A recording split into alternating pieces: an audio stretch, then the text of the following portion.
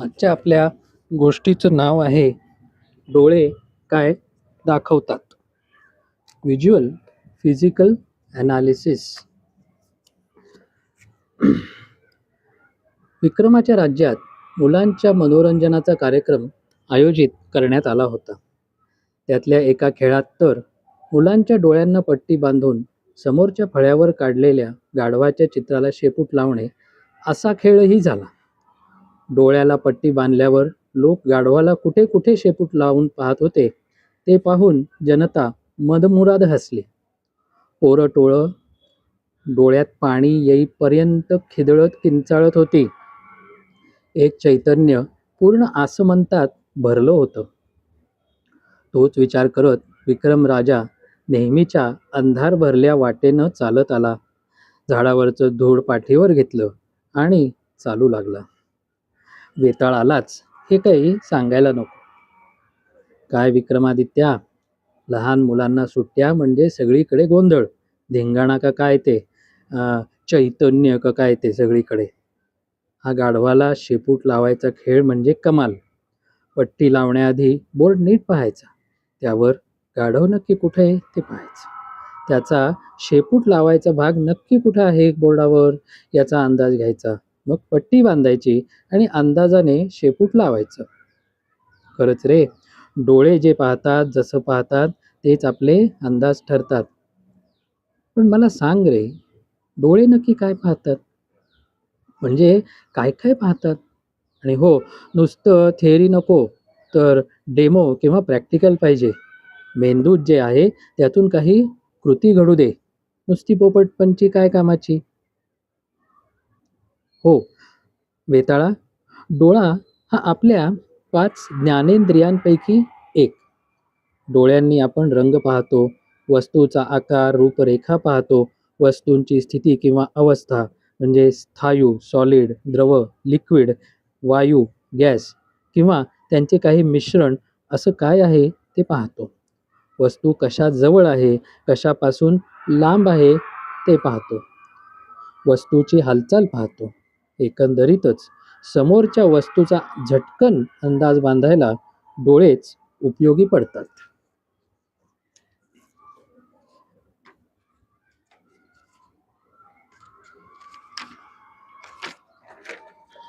विक्रमा, मला इरिटेट करू नकोस. थांब, मी ॲक्टिव्हिटीज करून घेतो. तिकडे तुझ्या राज्यात एक भोजन समारंभ चाललाय बघ, तो बघ तिकडे तो बफे चाललाय. चल, आपण आपल्या जादूने उडून तिथे जाऊ, अगदी अदृश्यपणे. असं म्हणत विक्रम वेताळ एका जेवण समारंभात अदृश्यपणे गेले.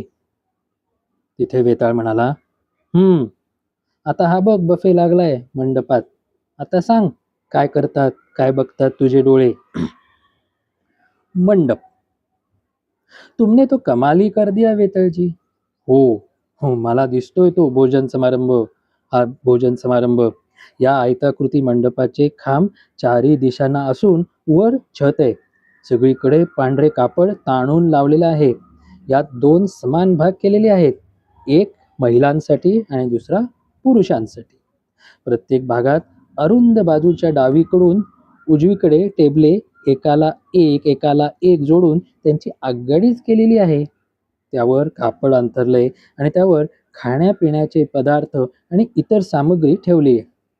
या खाण्यापिण्याच्या टेबलांपासून मग काही अंतर ठेवून टेबलांच्या पुन्हा अनेक रांगा लावलेल्या असून मग त्यांच्यावर पांढरी कापडं अंथरलेली आहेत. या सर्व रांगांच्या भोवती खुर्च्या ठेवलेल्या आहेत. ही सर्व अरेंजमेंट नागरिकांना बसून जेवण्यासाठी केलेली आहे. अरे काय बोरू करू लागला रे, एवढी मेजवानी आहे आणि तू मेनू बद्दल काहीच बोलेनास. खायला काय, पियाला काय? स्टार्टर्स. हो, तेच तर सांगत होतो ना पुढे बाप्पा. तिकडे बघ, सर्वात डावीकडे पाण्याची मोठी सिलेंडर सारखी गुलाबी पिंप आहेत. कापलेल्या कोनाच्या म्हणजे कोनिकल आकाराच्या प्लास्टिकच्या ग्लासमधून लोक पाणी पित आहेत. तिथे जवळच मोठ्या पातेल्यात लिक्विड स्वरूपातले लाल रंगाचे टोमॅटो सूप आहे. त्यात चव यावी म्हणून सॉलिड पावाचे तुकडे टाकलेले आहेत. मग तिथेच आमसुलाचे सार पण आहे. मग पुढे एका टेबलावर खूप सारे सॉलिड बाउल्स, ताटल्या, चमचे, काटे चमचे, टिश्यू पेपर हे सारे सॉलिड्स. मग पुढे चॉकलेटी रंगाचे सॉलिड मांचुरियन ठेवलंय. ग्रेव्हीचं लिक्विड त्याला अजूनच चव आणतंय. जवळ एक मग सॉलिड पिवळ्या पापडावर कांदे, टोमॅटो, कोथिंबीर हे चिरून टाकले. त्याचाही स्वाद वेगळाच आहे. अरे, त्याला मसाला पापड म्हणतात आणि तो सॉलिडच असतो. फार वर्णन करू नको रे. माझ्या तोंडाला लिक्विड अशी लाळ यायला लागली रे आता. मेन जेवण काय ते सांग ना. का तेच ते पनीर बिनीर नेहमीचे यशस्वी मेन कोर्स? नाही रे नाही. अरे, तिकडे बघतो जबऱ्या मसाला भात दिसतोय. पालक घालून मस्त हिरवा रंग आणलाय.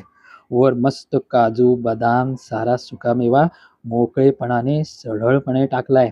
मग पुढे पिवळ्या पिवळ्या रंगाच्या सॉलिड पुऱ्यांच्या पोटात हवा जाऊन त्या मस्त फुगल्या आहेत.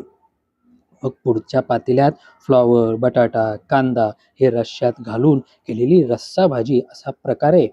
मग सॉलिड अशा अळूवड्या चौकोनी आकाराच्या दिसत आहेत का आयताकृती?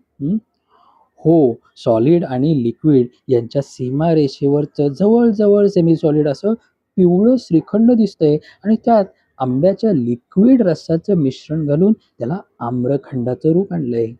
मग वर्तुळाकार मोठमोठ्या सॉलिड पोळ्या आहेत व यात रोटी, नान, कुलचा वगैरे पोळ्यांचे सॉलिड चुलत नातलग गोण्या गोविंदाने नांदतायत. आपली एक वेगळी चव यावी म्हणून पनीरची भाजी सुद्धा ठेवलेली आहेच. खाण्यावर ताव मारल्यावर क्लोजिंग स्टेटमेंट करता यावं म्हणून सुंदरसं सॉलिड मगई पान त्याच्या काळजात काडी घुसलेल्या अवस्थेत असूनही आतमध्ये गोड रस द्यायला आतुर आहे. इतके सगळे गरम पदार्थ खाल्ल्यावर जरा थंड वाटावं म्हणून आईस्क्रीम सर्वात शेवटी आहे. खाली जावं तसं सॉलिड, पण वाटीत ठेवल्यावर पाघळणारा तो पांढऱ्या व्हॅनिला आईस्क्रीमचा गोल डबा सगळ्यांनीच पाहून ठेवलेला आहे. काही खायचं राहिलं असं व्हायला नको. असा सगळा आस्वाद घेताना लोक ताटात पदार्थ भरून उजवीकडे जाऊन टेबलावर ठेवतायत. पानात भरलेले पदार्थ तोंडावाटे पोटात भरतायत.